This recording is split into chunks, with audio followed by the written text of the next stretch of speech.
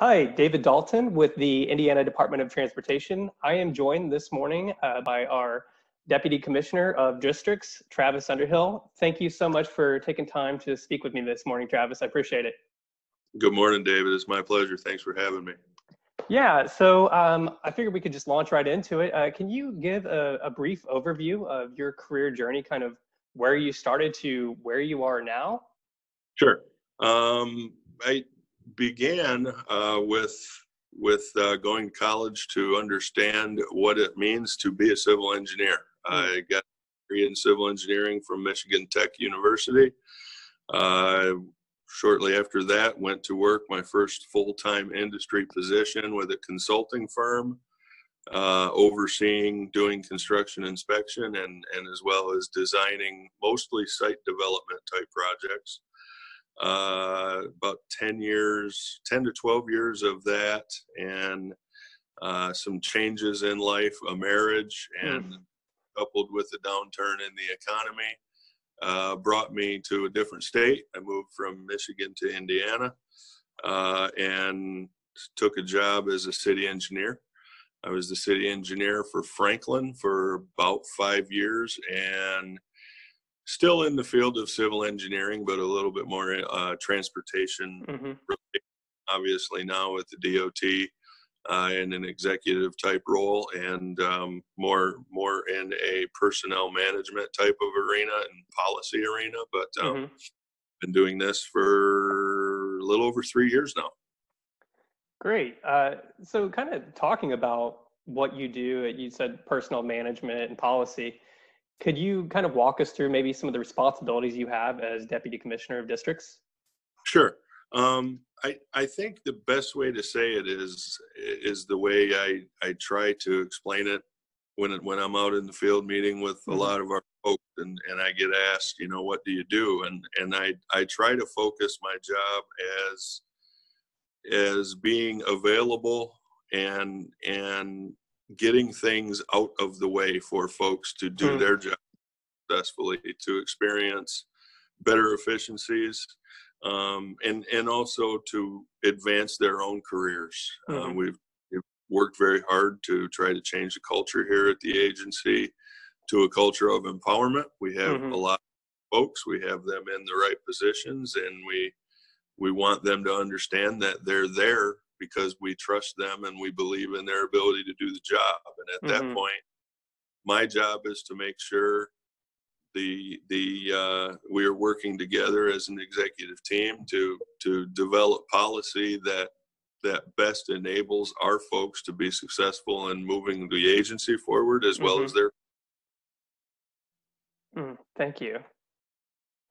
So kind of thinking back, when you were in high school about to graduate, how did you kind of figure out what path you wanted to go down as far as choosing engineering? How did that evolve?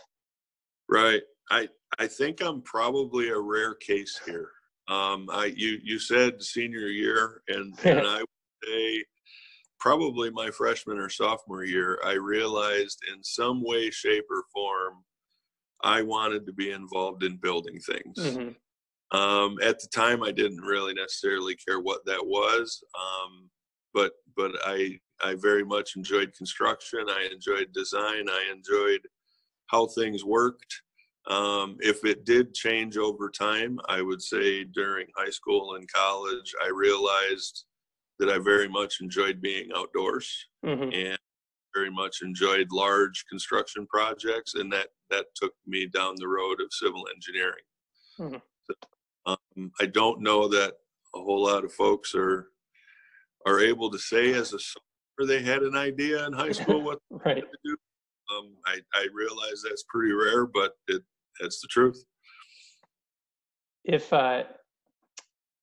you could go back and give yourself a piece of advice when you were about to graduate, what would you tell yourself?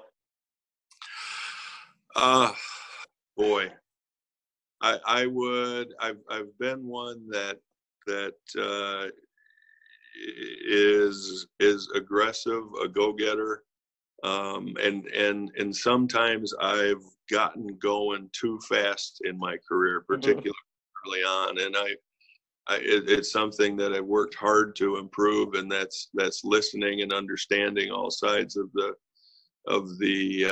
current situation. So myself as an 18 or a 22-year-old, depending if you're asking high school or college, stop and observe and listen as frequently as you can. That's great advice. I think it's important to slow down a little bit. I think things can kind of get ahead of us at times. So thinking about what you do, could you maybe provide a skill that you have to be successful in your current position and maybe even throughout your career? One skill. Or okay, you can go more than that. I think you need commitment, especially if you want to affect change, especially at a large scale. INDOT. You need commitment and the fortitude that it's not going to happen tomorrow. It's going to, in some cases, weeks, in some cases, months, in some cases, years. So commitment, fortitude, and I think a big thing to keep in mind is the appropriate level of empathy or compassion towards the individual and the workforce, and taking time to understand them and where they want to go and how best do they fit into the formula of both the agency advancing as well as them as the individual. I think that's you mentioned empowerment too, and I think empathy and empowerment really kind of go hand in hand in a lot of ways. They do. So we're only a few more questions left, but if you could give just a general advice to maybe somebody that's thinking about developing in this kind of career path within the highway, within maybe INDOT, what advice would you provide someone? It's a large community, but it's a very finite community, and I would stress to folks getting involved in our industry, get to know all aspects, all sides, all folks, whether it be in construction or in design or on the government side, public versus private sector. Try very hard to build your network, to understand what all of the different entities involved in industry are up against and what their goals are. When we all understand each other, we build better and safer projects. So build your network. That's great advice. Well, just one final question for you. Is there maybe something that has been positive that's happened to you in the past week, or maybe even something that you're looking forward to? Yeah, I read this one before we got started, David. Hoping would come to me, and it has not. I'll keep it simple. I will say positive. I tried reverse searing steaks for dinner yesterday. It was the first time I had done that, and they turned out amazing, and I don't know if I will ever do it different. Very I think nice.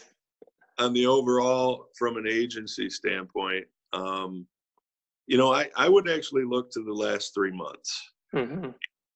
Success that we've come through this COVID-19 situation thus far.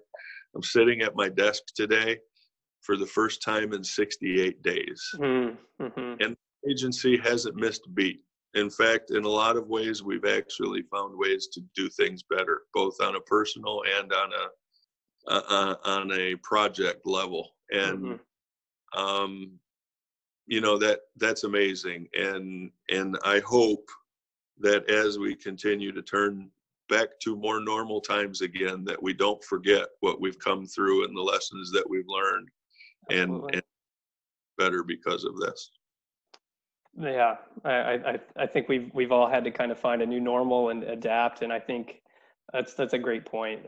Thank you for mentioning that. And well, Travis, thanks so much for your time. I can't wait to share this video, and so individuals can learn more about what it is that you do in your career journey, as well as what we do as an agency. So thank you for your time this morning. You bet. It's my pleasure, David. Take care of yourself and stay healthy. You too.